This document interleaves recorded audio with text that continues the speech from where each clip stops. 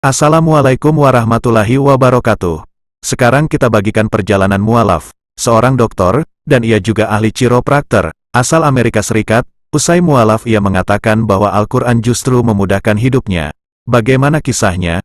Ikuti video berdurasi singkat ini. Dahsyatnya sains Al-Quran, ahli chiropraktik, asal Amerika memutuskan jadi mualaf setelah membaca ayat ini.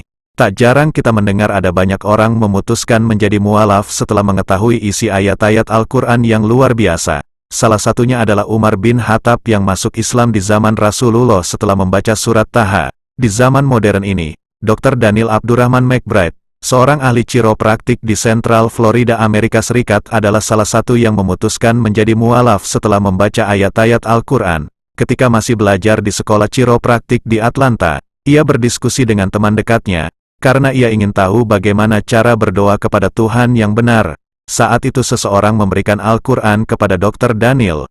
Baru saja membaca setengahnya, ia mengaku bahwa ia merasa Al-Quran sangat masuk akal. Seperti yang dikatakan oleh seorang saudara muslim, bahwa kisah Nabi yang dulu pernah dipelajari Dr. Daniel, semuanya ada di dalam Al-Quran. Dr. Daniel Abdurrahman McBride, ahli chiropraktor di Central Florida, Amerika Serikat, menyatakan bahwa Al-Quran telah membuat hidupnya terasa lebih mudah dan jelas. Sangat mengagumkan. Seperti yang saya katakan, baru setengah dari Al-Quran yang saya baca. Tapi sejujurnya hidup lebih mudah, karena Al-Quran memberitahu saya aturan-aturannya, dan sekarang saya tahu persis mana yang boleh dan mana yang tidak boleh dilakukan, ujarnya dalam wawancara di kanal YouTube The Dean Show TV berjudul Quran Knew This Before Science, tanggal 18 April tahun 2022 yang lalu. Ia mengatakan, andai manusia tidak diberikan aturan dalam hidup, maka hal itu sangat tidak adil, karena yang akan muncul adalah fenomena stres kehidupan. Ia mengumpamakan hal tersebut dengan peraturan lalu lintas yang tanpa ada pemberitahuan tentang kebolehan laju kecepatan berkendaraan. Namun tiba-tiba supir ditangkap polisi dan dinyatakan bersalah, karena mengendarai dengan melewati batas maksimum. Padahal tidak ada aturan yang disampaikan sebelumnya tentang perubahan laju kecepatan. Sungguh kondisi demikian sangat tidak adil menurutnya. Sementara Al-Quran memberikan kejelasan tentang semua perkara yang halal dan haram. Kalau Al-Quran meskipun terjemahannya dalam bahasa Inggris, itu sangat jelas. Mana yang benar dan mana yang salah, mana bernilai pahala dan mana hukuman, jelasnya. Selain itu, Al-Quran bagi Dr. Daniel sangat membantunya menjadi seorang ayah dan suami dalam mendidik keluarganya. Sebab semua perbuatan distandarkan kepada Al-Quran dan menjadi lebih sederhana. Islam telah membuat hidupnya lebih mudah dari yang ia bayangkan. Memudahkanku menjadi seorang ayah. Karena bayangkan jika aku salah dan anakku membawa Al-Quran ke hadapanku kemudian berkata, ayah seharusnya seperti ini melakukannya. Berarti anakku benar dan aku salah. Itu sangat sederhana. Aku dan istri juga misalnya. Jika kami berdebat lalu dia berkata itu bukan ajaran Islam. Istriku benar.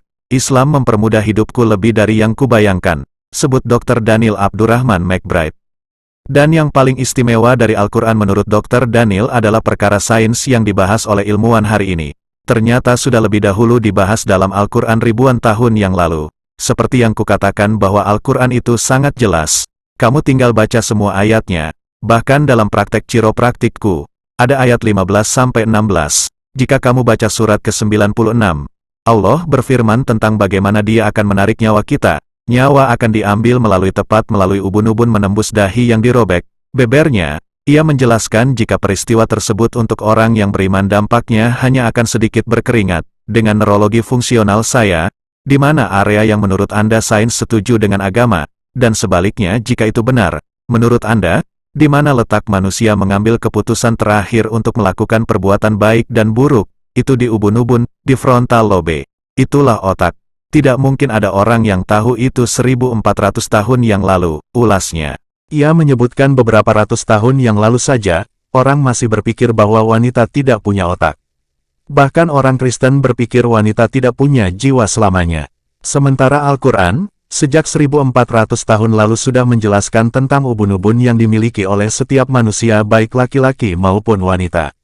Dan itu tempat manusia mengambil keputusan terakhir sebelum berbuat. Al-Quran berkata disinilah, kamu akan dihukum jika kamu berbuat dosa. Di sanalah keputusan terakhir kamu berbuat baik atau buruk. Itu di ubun-ubun. Itulah mengapa Islam dan sains sangat jelas bagiku, terangnya. Ia juga berbagi cerita awal mula dirinya mengenal Islam. Katanya, saat ia berdiskusi dengan teman sekolahnya di Atlanta tentang bagaimana cara berdoa yang benar. Lalu seseorang dari temannya memberikannya Al-Quran hingga ia mempelajarinya. Dr. Daniel membaca Al-Quran tersebut hingga menemukan kisah-kisah para nabi begitu lengkap dan juga jelas yang sebelumnya tidak ia ketahui kebenarannya. Dan baginya, semua isi Al-Quran itu sangat jelas melebihi ilmu pengetahuan yang ia miliki. Al-Quran memberiku versi yang lebih jelas tentang semua kisah dan malah lebih lengkap. Itu adalah ilmu tambahan yang indah dari pengetahuan yang kumiliki, pungkasnya. Demikianlah yang dapat kami sampaikan, semoga bermanfaat hendaknya. Dan terima kasih atas kunjungan saudara-saudari kami di dunia mualaf. Semoga berita ini menjadi inspirasi buat kita semua, dengan harapan semoga kita selalu istiqomah di jalan Allah. Wassalamualaikum warahmatullahi wabarakatuh.